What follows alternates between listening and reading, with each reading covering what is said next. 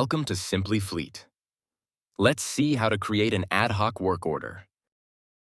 In this video, let's learn how to add an ad hoc work order. First, from the left menu, click on Work Orders. Now, click on Add Work Order.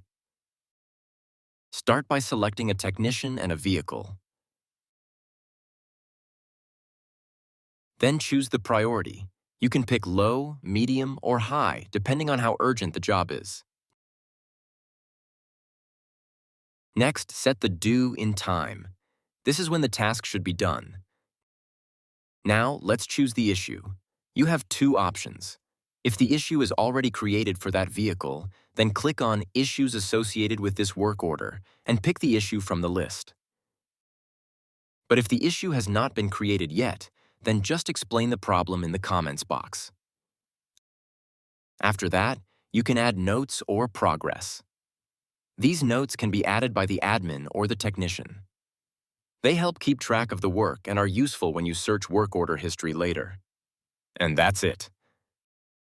Finally, click on Save. You've now added an ad hoc work order in Simply Fleet.